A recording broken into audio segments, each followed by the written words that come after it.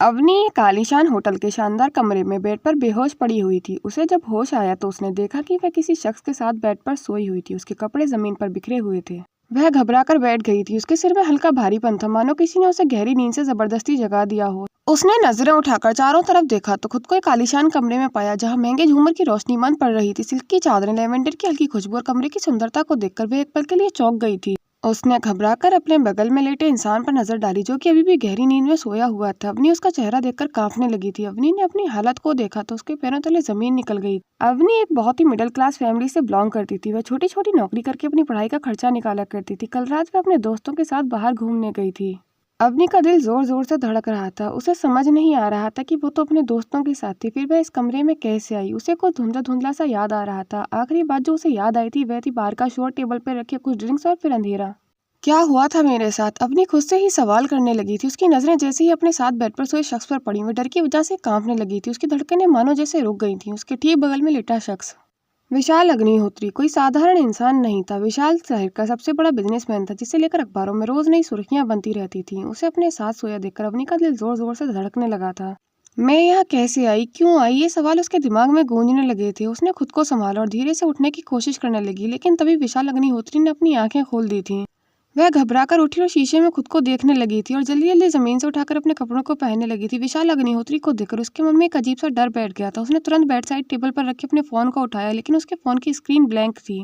उसके फोन की बैटरी खत्म हो चुकी थी। अब मैं क्या करूं? वह घबराहट में बड़बड़ाई जा रही थी। वह जल्दी से कमरे का दरवाजा खोलने लगी, लेकिन कमरे का दरवाजा बाहर से बंद था। वह धीरे धीरे आगे बढ़ी और हैंडल घुमाया, लेकिन दरवाजा नहीं खुला था। अवनी का दिल जोर जोर से घबराने लगा था। उसने एकदम पीछे ले लिया, लेकिन तभी विशाल अग्निहोत्री उसकी ओर बढ़ा और बोला, अवनी तुम जाग गई, मुझे तुमसे जरूरी बात करनी है। उसकी बातें सुनकर अवनी के गले से जैसे आवाज ही नहीं निकली थी। अवनी ने घबराकर विशाल की ओर देखा। उसकी आवाज में कोई अजीब सी शांति थी। मुझसे मुझसे बात करनी है? उसकी आवाज कांप गई थी। विशाल ने एक नजर उसकी तरफ देखा और बेड से उतरकर उसके करीब आ गया था। अवनी ने घबराकर एक कदम पीछे ले लिया था। डरो मत, तुम्हारे साथ कुछ भी गलत नहीं हुआ है, विशाल ने शांत लहजे में कहा। अवनी की आंखों में कई सवाल थे। वह कांपते हुए होठों से कहने लगी, फिर मैं यहाँ कैसे आई? कल रात क्या हुआ? विशाल ने गहरी सांस ली और सोफे पर बैठते हुए कहने लगा, कल रात तुम बार में थी। तुम्हारे ड्रिंक में किसी ने कुछ मिला दिया था। मैं वहाँ एक बिजनेस मीटिंग के लिए आया था और तुम खुद बेसुध होकर मेरे करीब आ गई थी। अवनी कहने लगी कि मैंने तो कल रात ड्रिंक किया ही नहीं था। और मेरे दोस्त कहाँ हैं? विशाल कहने लगा कि तुम्हारे दोस्त तुम्हें नशे की हालत में अकेला छोड़कर चले गए थे। जब मैंने तुम्हारी ऐसी हालत देखी तो मुझे लगा कि तुम्हें किसी सेफ जगह पर ले जाना जरूरी है। इसी वजह से मैं तुम्हें अपने होटल के कमरे में ले आया था। अवनी की अपनी हल्की हल्की यादें लौटने लगी थी। बाहर का शोर, उसका चक्कर आना और फिर अंधेरा, लेकिन दरवाजा बंद क्यों था? अवनी ने शक भरी नजरों से उससे पूछा। विशाल ने हल्का सा मुस्कुराकर कहा, मैं नहीं चाहता कि तुम बिना कुछ सुने घबराकर भाग जाओ। अवनी की सांस तेज हो गई थी। उसे विशाल की हर बात पर भरोसा नहीं हो रहा था। अवनी डरते हुए कहने लगी कि अगर तुमने मेरी मदद की थी तो मुझे मेरे घर भी तो छोड़ सकते थे। विशाल का चेहरा सीरियस हो गया था। उसने सीरियस टोन में कहा, अगर मैं तुम्हें उसी हालत में तुम्हारे घर भेजता तो क्या तुम्हारे परिवार या पुलिस को यकीन आता कि तुम्हारे साथ कुछ भी नहीं हुआ है? अवनी चुप हो गई थी। वह जानती थी कि वह एक मिडिल क्लास परिवार से थी और उसकी रात भर की घर से गैर मौजूदगी कितनी बड़ी बात बन सकती थी। अवनी ने अपने काम करने की बात घर वालों से छुपा रखी थी। विशाल ने आगे कहा, इसलिए मैंने सोचा कि पहले तुम्हें होश में आने दूं और फिर खुद तुम्हें घर छोड़ दूं, लेकिन इससे पहले तो मुझे तुमसे कुछ जरूरी बात करनी है। अवनी सक पकाकर खड़ी हो गई थी। क्या क्या बात करनी है आपको मुझसे? विशाल की आंखों में एक अजीब सी सीरियसनेस थी। उसने धीरे से कहा, क्या कल रात तुमने खुद से ड्रिंक की थी? तुम्हें नहीं लगता कि तुम्हारी ड्रिंक में किसी ने कुछ मिलाया था? तुम्हारा इस तरह ड्रिंक हो जाना महज एक इत्तेफाक तो नहीं? अवनी विशाल अग्निहोत्री की ये बात सुनकर अवनी सहम गई थी। क्या मतलब? विशाल टेबल की तरफ थोड़ा झुका और एक कागज का टुकड़ा उसकी तरफ बढ़ाया।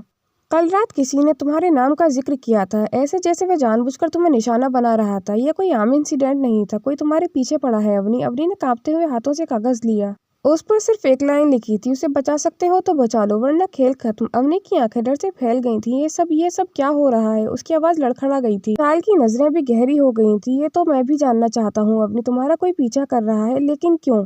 अवनी ये सब सुनकर बहुत ज्यादा घबरा गई थी। वह जल्दी ही अपने घर लौटी तो उसने देखा कि उसके पिताजी बहुत गुस्से में उसके आने का इंतजार कर रहे थे और उसकी माँ घबराई हुई दीवार से लगकर खड़ी हुई थी। वह जैसे ही अपने घर पहुंची तो उसके पिताजी ने एक जोरदार थप्पड़ अवनी के गालों पर जड़ दिया था। अवनी मेज से टकराकर नीचे गिर गई थी। उसकी आंखों में आंसू आ गए थे। उसके पापा के हाथों में उसके और विशाल अग्निहोत्री के इंटीमेट फोटोज थे, जिन्हें देखकर अवनी बुरी तरह से घबरा गई थी। वह कहने लगी कि यह सब झूठ है। पापा, आप खुद उनसे पूछ सकते हैं। उन्होंने मुझे खुद बताया है कि मेरे साथ कुछ गलत नहीं हुआ है। आप चाहें तो उनसे पूछ सकते हैं। लेकिन दूसरी तरफ विशाल अग्निहोत्री आंखों में एक इविल स्माइल की अपने फोन की स्क्रीन को देख रहा था। अवनी ने रोते हुए विशाल अग्निहोत्री के नंबर पे कॉल की। उसकी कॉल को देखकर विशाल के चेहरे पर एक इविल स्माइल फैल गई थी।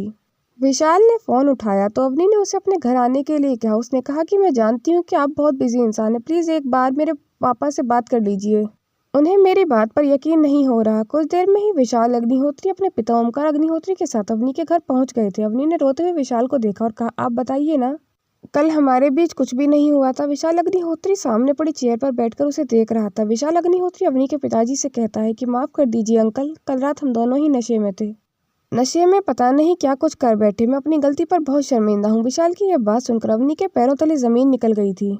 वह रोते हुए विशाल से कह रही थी कि आप झूठ क्यों बोल रहे हैं, आपने तो मुझे बताया था ना कि मेरे साथ कुछ भी गलत नहीं हुआ है। तभी विशाल के पिता ओमकार जी कहने लगे, देखिए जो हो गया सो हो गया, लेकिन हम इसे बदल नहीं सकते। माना कि बच्चों ने नशे में गलती हो गई, लेकिन इस गलती को उनकी शादी करके सुधारा भी तो जा सकता है। अवनी के दिमाग में मानो भूचाल आ गया था। विशाल ने उसे कल रात भरोसा दिलाया था कि उसके साथ कुछ भी गलत नहीं हुआ है, फिर वही आदमी झूठ बोलकर उसकी जिंदगी को तहस नहस करने पर क्यों तुला हुआ था। उसके पिता के चेहरे पर गुस्सा और शर्मिंदगी साफ झलक रही थी, जबकि उसकी माँ की आंखों में आंसू थे। शादी, अवनी ने कांपते हुए दोहराया। उसके गले से जैसे आवाज निकलना बंद हो गई थी। वह विशाल की तरफ पलटी, जिसने अब तक सबसे शांत और सख्त चेहरा बना रखा था। मैं इससे शादी नहीं कर सकती, अवनी ने लगभग चीखते हुए कहा। मैंने कुछ नहीं किया, आपने कहा था कि विशाल ने उसकी बात बीच में ही काट दी। अवनी, तुम्हारे और मेरे फोटो सोशल मीडिया पर वायरल होने से पहले हमें इस बारे में फैसला लेना होगा। अगर ये तस्वीरें बाहर गईं तो तुम्हारी जिंदगी तबाह हो जाएगी। अवनी का दिमाग सुन्न पड़ गया था। क्या यह धमकी थी? विशाल अग्निहोत्री की इविल स्माइल देखकर उसके पिता के अचानक शादी का रिश्ता लेकर आना, यह सब कुछ किसी प्लान का हिस्सा लग रहा था। अवनी रोते हुए विशाल से कहने लगी, ये सब तुम्हारा प्लान था ना, ये सब तुमने प्लान किया था ना, है ना? अवनी के चेहरे पर गुस्से और आंसुओं का सैलाब था। विशाल ने धीरे से मुस्कुराते हुए कहा, कुछ चीजें बस हो जाती हैं अवनी, और कुछ चीजें करवाई जाती हैं। अब अवनी को यकीन हो गया था कि वह एक जाल में फंस चुकी थी। विशाल अग्निहोत्री ने जानबूझकर वो सब कहा था ताकि अवनी उस पर यकीन करके उसे अपने घर बुला सके, लेकिन क्यों? विशाल अग्निहोत्री, जो शहर का सबसे अमीर बिजनेसमैन था, उसे अपनी जिंदगी में क्यों घसीटना चाहता था? अवनी तो उसे पहले से जानती भी नहीं थी, फिर उसने विशाल अग्निहोत्री का क्या बिगाड़ा था? उसके पिता गुस्से से बोले, अब कोई बहस नहीं होगी, कल ही तुम्हारी और विशाल की शादी होगी। नहीं, अवनी चिल्लाई, मैं ये शादी नहीं करूंगी। आप नहीं जानते पापा, ये आदमी झूठ बोल रहा है। आप सच और झूठ का कोई मतलब नहीं रह जाता, और यह फोटोज कल रात की सच्चाई खुद बयां कर रहे हैं, और हम नहीं चाहते समाज तुम्हारी इज्जत पर उंगली उठाए। अवनी के पिता ने कड़क आवाज में कहा।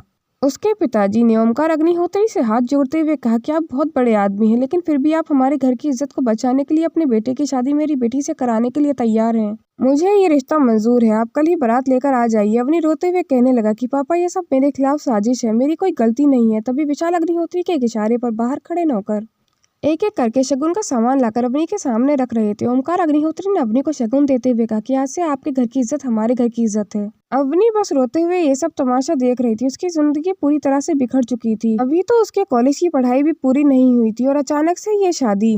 विशाल के चेहरे की विल मुस्कुराहट देखकर अवनी अंदर ही अंदर कांप रही थी। वह अपनी बेगुनाही का यकीन भी नहीं दिला पा रही थी। अवनी के हाथ से शगुन का थाल गिर पड़ा था। उसकी आंखों में आंसू थे, लेकिन अब उनमें सिर्फ दर्द नहीं था। उसकी आंखों में गुस्सा और बदले की आग थी। उसने अपने पिता की ओर देखा, जो सिर झुकाए खड़े थे, और फिर विशाल की ओर, जो अब भी वही वील स्माइल लिए उसे देख रहा था। अगर मैंने शादी से इनकार किया तो क्या होगा? अवनी ने सख्त लहजे में विशाल से पूछा। विशाल ने हाथ बांधकर उसकी ओर देखा, जैसे वह उसकी बेबसी का मजा ले रहा हो। तो तुम्हारी ये तस्वीरें सोशल मीडिया में लीक भी हो सकती हैं। जब ये तस्वीरें तुम्हारे पापा तक पहुंच सकती हैं तो कहीं तक भी पहुंच सकती हैं। तुम्हारा पूरा करियर, तुम्हारी इज्जत सब खत्म हो जाएगी, और हाँ, तुम्हारे पिता की नौकरी भी जा सकती है। अवनी का दिल धक से रह गया था। विशाल के शब्द उसके कानों में हथौड़े की तरह बज रहे थे। अवनी गुस्से में विशाल अग्निहोत्री से कहने लगी, तुमने ये सब पहले से प्लान किया था ना, है ना? वह धीरे से बोली, और उसकी आवाज में अब डर नहीं था। तुमने मुझे फंसाया है सिर्फ इसलिए कि मैं तुमसे शादी करूं? विशाल की मुस्कान और गहरी हो गई थी। फंसाया या बचाया, ये तो तुम्हारी सोच पर निर्भर करता है अवनी, लेकिन हाँ, मैं तुम्हें पाना चाहता था, और मैं जो चाहता हूँ वो हासिल करके ही रहता हूँ। अवनी को लगा जैसे उसके चारों ओर दीवारें सिकुड़ रही थी। उसके पिता की आंखों में भी आंसू थे, लेकिन वे लाचार खड़े थे। उसकी माँ कुछ कहने के लिए आगे बढ़ी, लेकिन ओमकार अग्निहोत्री के एक तीखे इशारे से चुप हो गई थी। विशाल के पिता ओमकार अग्निहोत्री ने रौब भरी आवाज में कहा, यह हमारा आखिरी फैसला है। अवनी ने धीरे से अपनी मुट्ठियां भींच ली थी। उसकी आंखों में आंसू थे। मिस्टर विशाल अग्निहोत्री, अगर तुम मुझे अपनी दुनिया में खींच सकते हो तो मैं भी तुम्हारी दुनिया हिला सकती हूँ। अवनी रोते हुए विशाल से कहने लगी। अगले दिन शादी का मंडप सज चुका था। बाहर मीडिया भी खड़ी थी, क्योंकि ये शादी शहर के सबसे बड़ी खबर बन चुकी थी। विशाल अग्निहोत्री शहर के सबसे पावरफुल बिजनेसमैन और एक मिडिल क्लास लड़की से शादी कर रहा था। लोगों के लिए एक राज था। विशाल घोड़ी पर बैठा हुआ था, चेहरे पर वही हवेली मुस्कान थी। जब दुल्हन को मंडप में लाया गया तो सभी की नजरें उस पर थीं। लाल जोड़े में अवनी बेहद खूबसूरत लग रही थी। उसकी आंखें आंसुओं से भरी हुई थी। वो अपने परिवार की इज्जत बचाने के लिए शादी के लिए तैयार हो गई थी। लेकिन अपनी शादी को लेकर अवनी के मन में अब भी कई सवाल थे। आखिर क्यों? क्या विशाल वास्तव में अवनी की मदद कर रहा था या यह सब उसी का प्लान था? किसने अवनी की ड्रिंक में कुछ मिलाया था और क्यों? वह धमकी भरा नोट किसने दिया था? क्या अवनी शादी से बच पाएगी? विशाल उसे अपनी जिंदगी में क्यों खींचना चाहता था? क्या सच में कोई उसे नुकसान पहुंचाना चाहता था या यह सब विशाल का ही खेल था? दोस्त, इस कहानी का अगला पार्ट देखने के लिए मेरे YouTube चैनल को सब्सक्राइब करें और ऐसी ही इंटरेस्टिंग कहानियां सुनने के लिए बेल आइकन को प्रेस करें ताकि हमारी वीडियो की नोटिफिकेशन आप तक पहुंच सके। और अगर हमारी कहानियां आपको पसंद आती हैं तो वीडियो को लाइक, कमेंट और शेयर ज़रूर करें। और वीडियो अंत तक देखने के लिए धन्यवाद।